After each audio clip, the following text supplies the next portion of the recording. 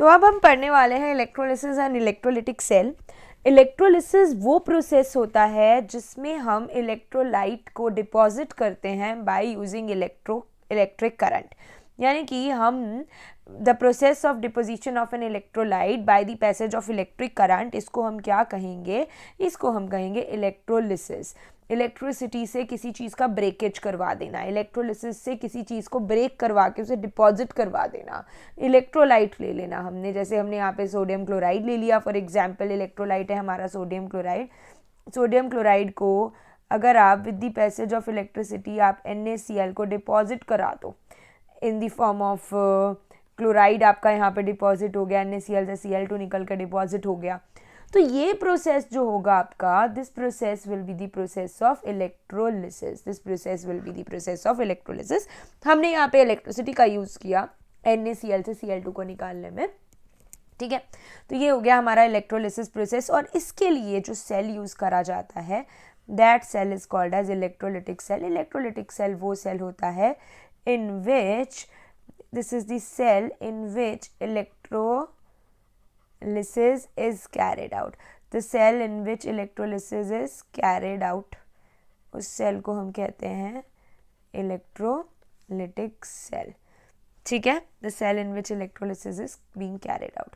फिर उसके बाद हमारे पास आता है नेक्स्ट स्लाइड हमारा, ठीक है। ये स्लाइड हमारा शुरू हो जाता है the Faraday's first law of electrolysis पे। Faraday's first law of electrolysis आपका कहता है कि ड्यूरिंग इलेक्ट्रोलिसिस, हमारा जो इलेक्ट्रोलिसिस के दौरान during electrolysis amount of chemical reaction, कितना केमिकल रिएक्शन हुआ है किसी भी इलेक्ट्रोड पे, कितना केमिकल रिएक्शन हुआ है किसी भी इलेक्ट्रोड पे, वो डिपेंड करेगा कितना हमने करंट पास किया है। फर्स्ट लॉ की इक्वेशन के अकॉर्डिंग हमारे पास W is equal to ZQ है। Q इज द चार्ज और W हमारे पास यहाँ पे होता है इक्विवेलेंट, हमारे पास इलेक्ट्रोकेमिकल इक्विवेलेंट के इक्वल है, यहाँ पे इलेक्ट्रोकेमिकल इक्विवेलेंट कहते हैं इसको, ठीक है, इलेक्ट्रोकेमिकल इक्विवेलेंट। तो इसको W को हमें फाइंड आउट करने का, W हमारे पास यहाँ पे क्या है, weight, mass of the substance deposited at any electrode, और W को हम फाइंड आउट करते हैं E divided by 96500 into I into T. Now what is this E? E is equivalent mass. Equivalent mass क्या होता है आपका, equivalent mass, इसके बारे में भी हम बात करेंगे। What is equivalent mass? तो यहाँ पे हम इस तरीके से क्या लिख सकते हैं W को, and now this E by 96500 is Z। तो हमारे पास बेसिकली इसका एक बार डेफिनेशन देखते हैं।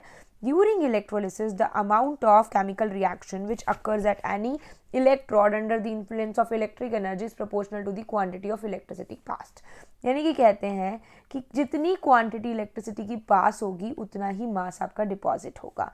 तो इस आई पे डिपेंड करेगा आपका कितना मास डिपॉजिट हो रहा है, कितनी इलेक्ट्रिसिटी आप पास कर रहे हो किसी भी एक इलेक्ट्रोड से।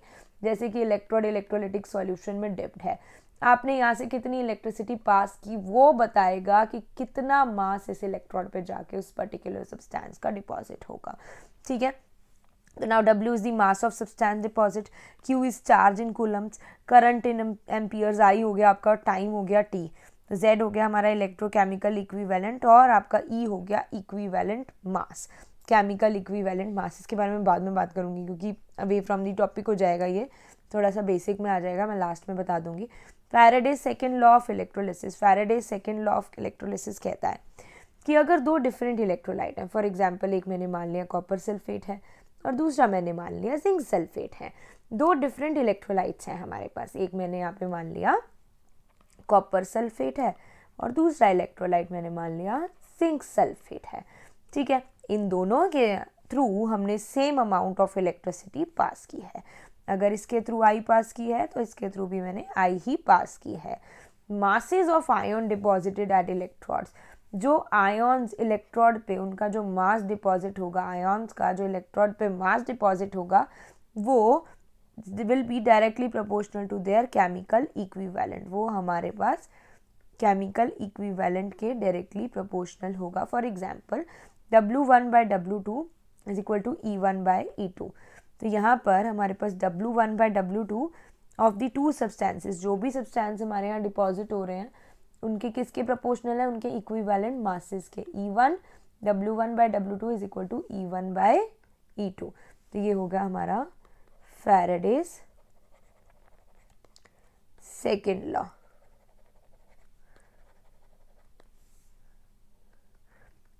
उसके बाद आता है हमारे पास क्वेश्चंस बेस्ड ऑन इलेक्ट्रोलिसिस। कुछ आपके बुक में इलेक्ट्रोलिसिस ऑफ NaCl ऐसे इलेक्ट्रोलिसिस वाले टॉपिक गिवन है, तो आपको इजी हो जाए वो इलेक्ट्रोलिसिस करना। मैंने क्वेश्चन के फॉर्म में डाल दिया जिससे बोर्ड के, जहाँ से बोर्ड में क्वेश्चन अधिकतर पूछा जाता है।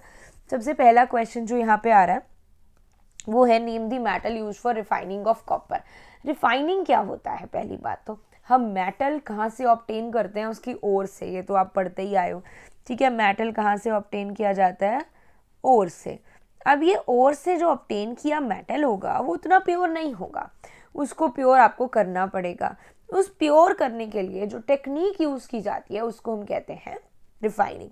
तो यहाँ पे हम क्या करते हैं, जो मेटल यूज़ करते हैं वो होता है हमारे पास प्योर मेटल, जो कि हम कॉपर का ही प्योर फॉर्म यूज़ करेंगे, दूसरे वाले इम्प्योर कॉपर को रिफाइन क्लीन करने के लिए, उसे अच्छे से ठीक ठाक करने के लिए हम यहाँ पे कॉपर ही यूज़ करेंगे, जो हमारे पास पहले का है प्योर कॉपर, जो हमारे पास ऑलरेडी था वो हम यूज़ करेंगे। बट मैंने पूरा प्रोसेस एक्सप्लेन कर दिया रिफाइनिंग का, क्योंकि क्वेश्चन तो कहीं से भी आ सकता है, पर इस क्वेश्चन का आंसर यही है, प्योर कॉपर जो है हम यहाँ पे यूज़ कर रहे हैं। अब इलेक्ट्रोलिटिक रिफाइनिंग होता क्या है? इलेक्ट्रोलिटिक रिफाइनिंग, जो कि हम इलेक्ट्रिसिटी मतलब यूज़ करके रिफाइन करते हैं मेटल्स को, मोस्ट कॉमन प्रोसेस है। Here pure copper is made cathode, negative electrode क्या होता है आपका? प्योर कॉपर जो होता है नेगेटिव इलेक्ट्रोड होता है, एंड इम्प्योर जो आपका कॉपर होता है that is anode. Impure copper is made anode, वो जो हमारा पॉजिटिव इलेक्ट्रोड है वो हमारा इम्प्योर कॉपर को हमने क्या बना दिया है? एनोड बना दिया है। इलेक्ट्रोलाइट सॉल्यूशन किसका यूज़ कर रहे हैं हम यहाँ पे? We are using the solution of copper sulphate and sulphuric acid. यहाँ पे प्रोसेस होगा क्या? इलेक्ट्रिसिटी जब हम पास करेंगे, हमारा कुछ इस तरीके का बीकर है, इस तरीके के बीकर में हमने यहाँ पे एनोड क्या होता है आपका? Obviously anode is at left hand side, तो ये हो गया आपका एनोड और ये हो गया आपका कैथोड, दूसरे वाला हो गया आपका कैथोड। तो now this is cathode and that is anode. Electricity जब पास करेंगे सॉल्यूशन से, तो हमारे पास यहाँ पे क्या है? एनोड से जो कॉपर है आयोन्स, एनोड पे क्या होगा? कॉपर आयोन्स आ जाएंगे एनोड के ऊपर, और copper ions absorb electrons from the cathode, क्योंकि कैथोड पे रिडक्शन है, एनोड पे ऑक्सीडेशन है, एनोड पे ऑक्सीडेशन हो रहा है। कॉपर आयन्स क्या है? एनोड से कैथोड की तरफ जा रहे हैं, ठीक है, और वहाँ से वो क्या कर रहे हैं? इलेक्ट्रॉन्स एब्जॉर्ब करके कॉपर एटम्स की तरह डिपॉजिट होते जा रहे हैं। तो इस तरीके से हमारा जो इम्प्योर मेटल था, जो कि एनोड था, वो सारा एनोड से जाके कैथोड पे कहाँ है? प्योर फॉर्म में डिपॉजिट होता जा रहा है। तो इस तरीके से हमारा जो है कॉपर वो रिफाइन हो जाएगा, प्योर हो जाएगा। तो यहाँ पे मेटल तो ऑफकोर्स कॉपर ही यूज़ कर रहे हैं, प्योर कॉपर यूज़ कर रहे हैं। एक को हमने इम्प्योर कॉपर को एनोड बनाया और प्योर कॉपर को कैथोड बनाया। अब ये question again it is very important, ये सारे क्वेश्चन इंपॉर्टेंट हैं, ये सारी वीडियोस बहुत इंपॉर्टेंट है। मैं बार बार कहती हूँ कि मैं गारंटी दे रही हूँ कि ये पढ़ने के बाद भी आपके मार्क्स नहीं आते, ऐसा नहीं हो सकता बेटा। ये बहुत एनालिसिस करके ये नोट्स बनाए जा रहे हैं और ये जो है क्वेश्चंस डाले जा रहे हैं इसके अंदर, तो आपके मार्क्स आएंगे ही आएंगे सब पढ़ने के बाद, ऐसा नहीं होगा कि नहीं आएंगे। अगर आप अच्छे से पढ़ेंगे तो you will definitely score good marks. तो इस पर आपके ऊपर भी डिपेंड करता है कि आप कितने अच्छे से पढ़ रहे हैं, ठीक है बेटा। तो I hope you people are doing well for your, preparing well for your examination. Pre boards भी आ रहे हैं तो प्री बोर्ड्स के लिए भी अच्छे से प्रिपेयर करिए। On the basis of E not value, कहते हैं ई नॉट की वैल्यू के अकॉर्डिंग हमने देखा कि जब NaCl का इलेक्ट्रोलिसिस होता है, एक्वस NaCl मतलब NaCl प्लस H2O, तो हमने देखा कि O2 लिबरेट होनी चाहिए एनोड पे, O2 एनोड पे लिबरेट होनी चाहिए, ठीक है। एंड पर ऐसा होता नहीं है, हमने देखा Cl2 गैस लिबरेट होती है, instead of O2 Cl2 gas liberate होना शुरू हो जाती है। ऐसा क्यों? क्योंकि जो ऑक्सीजन है इसको डिपॉजिट होने के लिए बहुत हाई पोटेंशियल की ज़रूरत होती है। NaCl का, आप ध्यान से देखिएगा बेटा जी, NaCl जब पानी के साथ होगा तो हमारे पास आयन्स होंगे Na positive, Cl negative, H positive and OH negative. अगर मैं बात करूं दोनों इलेक्ट्रोड्स की, कैथोड की एंड एनोड की, एक जगह जाके आपका होगा पॉजिटिव वाला डिपॉजिट, दूसरी जगह जाके होगा नेगेटिव वाला डिपॉजिट। अब यहाँ पर पॉजिटिव वाले Na positive and H positive में competition and Cl negative and OH negative में कंपटीशन कि OH नेगेटिव का O2 डिपॉजिट होगा या फिर Cl नेगेटिव का Cl2। Na से मेटल डिपॉजिट होगा कि यहाँ से हाइड्रोजन गैस। देखो मेटल और हाइड्रोजन गैस का कंपटीशन पहले ही खत्म कर देती हूँ, ये डिपॉजिट नहीं होगा। ऑब्वियसली यहाँ पे आप बचा हुआ हाइड्रोजन ही प्रोड्यूस होगा। अब बचा इन दोनों के बारे में होना, Cl को चाहिए था। अगर मैं इसका E0 का वैल्यू देखूं तो उसके अकॉर्डिंग Cl2 को होना चाहिए था, पर ऐसा नहीं होता। उसके लिए हमें बहुत ज़्यादा एक्स्ट्रा पोटेंशियल चाहिए, बहुत एक्स्ट्रा वोल्टेज देनी पड़ती है, जो कि हम नहीं देते। क्योंकि एक और बात भी है ना, हाइड्रोजन बॉन्डिंग भी तो होती है वाटर में, तो हाइड्रोजन बॉन्डिंग की वजह से इस ऑक्सीजन को निकालना इज़ वेरी डिफिकल्ट। ठीक है, वेरी मच मतलब a lot of voltage is required for this, तो हम वो नहीं कर पाते। and because of this over potential और over voltage, this term over potential and over voltage, ये term ही बहुत important है। because of this हमारा यहाँ पे instead of O2 हमारा क्या हो जाता है, Cl2 deposit। right product of electrolysis obtained at cathode during electrolysis of aqueous solution of NaCl। Cathode क्या है आपका, इलेक्ट्रोलिसिस के दौरान cathode is negative, cathode is negative. और मैंने बोला था आपका यहाँ कंपटीशन है Na positive and H positive में। पॉजिटिव आयॉन्स का जो कंपटीशन है वो है Na पॉजिटिव और H पॉजिटिव। मैंने बोला Na positive will never get deposited, metal वो नहीं होगा डिपॉजिट, आपको हमेशा हाइड्रोजन ही लेना। जब ऐसे दो के बीच में कंपटीशन है जिसमें से एक Na जैसा मेटल है तो वो डिपॉजिट तो नहीं होने वाला, H ही डिपॉजिट होगा आपका, हाइड्रोजन H पॉजिटिव डिपॉजिट होगा in the form of hydrogen gas. हमारे पास आता है फैराडेज लॉ के क्वेश्चन। ठीक है, इलेक्ट्रोलिसिस के क्वेश्चन हमने देख लिया। अब हम बात करने वाले हैं फैराडेज लॉ के क्वेश्चन के बारे में। इससे भी बहुत क्वेश्चन पूछे जाते हैं। देखिए, how much charge in terms of Coulomb's is required for the following. Charge कितना रिक्वायर्ड होगा, अब चार्ज उतना ही रिक्वायर्ड होगा जितने इलेक्ट्रॉन्स हैं इसके अंदर। ठीक है, आपको पता है आपका जो एक अगर यहाँ पे इलेक्ट्रॉन है, for example MnO4 negative to Mn2 positive, हमारा फर्स्ट क्वेश्चन आ रहा है। ठीक है, तो यहाँ पे हमने यहाँ पे ऑलरेडी फाइंड आउट करके रखा है कि Mn का ऑक्सीडेशन स्टेट इज +7, X हमने मान लिया Mn का।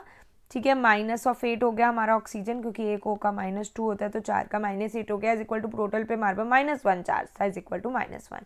तो X इज इक्वल टू +7 और यहाँ पे X इज इक्वल टू +2 है, तो 5 इलेक्ट्रॉन का यहाँ पे लॉस हुआ। तो 5 इलेक्ट्रॉन का लॉस हुआ तो हमारे पास फैराडेज लॉ ऑफ इलेक्ट्रोलिसिस क्या कहता है, फिर से एक बार मैं फैराडेज लॉ ऑफ इलेक्ट्रोलिसिस खोल के दिखाऊंगी आपको। फैराडेज लॉ ऑफ इलेक्ट्रोलिसिस हमें कह रहा था कि amount of substance deposited at any electrode is directly proportional to the amount of electricity pass through the solution. अब amount of electricity pass through the solution तो भैया डिपेंड करेगा कि वहाँ पे कितना चार्ज है। तो यहाँ पे तो हमारे पास 5 इलेक्ट्रॉन्स हैं, तो 5 electrons will be equal to 5 faradays. 5 हमारे पास फैराडेज होगा, इतना चार्ज होगा, and 1 faraday is equal to 96500 coulombs. तो जितने नंबर ऑफ इलेक्ट्रॉन लूज हो रहे हैं या फिर इलेक्ट्रॉन्स का जो लेन देन है उस पर डिपेंड करेगा कि यहाँ पर कितना चार्ज रिक्वायर्ड है। 1 इलेक्ट्रॉन है तो हमारे पास 1 फैराडे, तो जैसे जैसे नंबर ऑफ इलेक्ट्रॉन्स इंक्रीज होंगे हमारे पास फैराडेज वाले चार्ज इंक्रीज होंगे। तो हमारे पास वाटर किस में ब्रेक हो रहा है, O2, H positive and electrons में। तो how many electrons are required here, 4f electron, यानी कि 4f मतलब 4 × 96500, यानी कि इतने कूलम्स हो गया हमारे पास। Calculate the time required to deposit, हाँ सच काइंड ऑफ क्वेश्चन। बच्चे जनरली कंफ्यूज हो जाते हैं, बड़े आसान है, देख के डर जाते हैं ना, इसमें डरने वाली कोई बात नहीं है, हम देख के ही डर जाते हैं। आधी चीज़ें तो ना ज़िंदगी में हमें उनको देख के ही डर लग जाता है कि भाई नहीं होगा हमसे, पर ऐसा नहीं होता। You can do anything and everything in your life, कुछ भी डिफ़िकल्ट नहीं है इस दुनिया में, एवरीथिंग इज़ वेरी ईजी। आप चाहो तो सब कर लो, तो आपके सोचने पे है। ठीक है, हम कैसे सोचते हैं वैसे ही हम बन जाते हैं। तो हमारे पास यहाँ पे 1.5 ग्राम सिल्वर एट कैथोड है, कितना टाइम चाहिए इसको डिपॉजिट करने के लिए। When a current of 1.5 ampere is pass to the solution of AgNO3, 1.5 gram को सिल्वर को डिपॉजिट करने के लिए हमें कितना टाइम लगेगा। ठीक है, कई बार मन में आता होगा कि हमें पढ़ क्यों रहे हैं इतना सब कुछ ना, है ना, कहाँ यूज़ होगा ये सब कुछ, क्या ज़रूरत है ये सारे इतने चैप्टर्स पढ़ाने की, इलेक्ट्रोकेमिस्ट्री है ना, और आगे ऑर्गेनिक आएगी, what is the use of this. तुम्हें पता है, एक बात बताती हूँ, I will share one thing with you, I don't know whether you people are interested to listen or not. When I was in class 12th, I used to think why I am reading all these things, why I am reading this haloalkanes, haloarenes, this carbon and its compounds, why I am doing all such things. फिर मैं अपने मन को समझाती थी, कोई बात नहीं, कौन सा केमिस्ट्री मैंने आगे पढ़नी है, यहीं तो छूट जानी है, कोई बात नहीं, हम जैसे तैसे टाइम निकालते हैं। भाई आगे क्या पढ़ना है, क्या मिलता है, और उसके बाद मुझे ये अच्छी लगने लग गई। तो उस टाइम मैंने सोच लिया कि मैं इसी में आगे परस्यू कर लूँगी कुछ। जब BSc में, ग्रेजुएशन में मुझे अच्छी लगने लगी, तो मैंने सोचा इसी में, मतलब कब क्या करना पड़ जाए ना आपको लाइफ में, अब कहाँ आपका कब इंटरेस्ट जाग जाए कुछ नहीं पता लगता। तो भाई ये तो सोचना मत कि ये हमने नहीं करना, आगे क्या यूज़ है, आगे क्या पता आपके गले यही पड़ जाए, है ना। तो ये चीज़ मत सोचना, इसलिए अच्छे से पढ़ो, जो भी काम कर रहे हो बढ़िया से करो। हाँ ठीक है, वापस इस क्वेश्चन बात करते हैं। Calculate time to deposit 1.5 gram of silver at cathode when a current of 1.5 ampere is passed through the solution of AgNO3। जब 1.5 एम्पियर का करंट पास किया गया सॉल्यूशन ऑफ AgNO3 से, तो हमें कितना, मतलब यहाँ पे हमें फाइंड आउट करना है कि 1.5 ग्राम सिल्वर को डिपॉजिट करने के लिए हमें कितना टाइम लगेगा। देखो हमने सिल्वर डिपॉजिट करना है, तो यानी कि Ag positive plus electron gives Ag, तो 108 ग्राम होता है Ag का वेट। 108 ग्राम सिल्वर को डिपॉजिट करने के लिए हमें ज़रूरत है 96500 कूलम्स की। ठीक है, तो 1.5 ग्राम को डिपॉजिट करने के लिए कितने की ज़रूरत होगी, यूनिटरी मेथड लगा देंगे। देखो 1.108 तो है 96500 कूलम्स की ज़रूरत, और 1.5 ग्राम को कितने की ज़रूरत होगी, तो 1.5 into this divided by this, आ गया इतना कूलम्स। अब हमारे पास आ गया, तो ये तो हो गया हमारे पास चार्ज। अब हमें चाहिए time required to deposit 1.5 gram of silver. अब time required to deposit 1.5 gram of silver, time हो गया हमारे पास charge by current, Q is equal to IT होता है ना, Q is equal to IT, पर हमें तो यहाँ पे T निकालना है, तो Q by I is equal to T, Q by I is equal to T। तो हमने यहाँ फॉर्मूला लगा दिया और हमें टाइम भी मिल गया बढ़िया से। ठीक है, व्हेन अ स्टेडी करंट, अब इतने बड़े क्वेश्चन को देख के तो कोई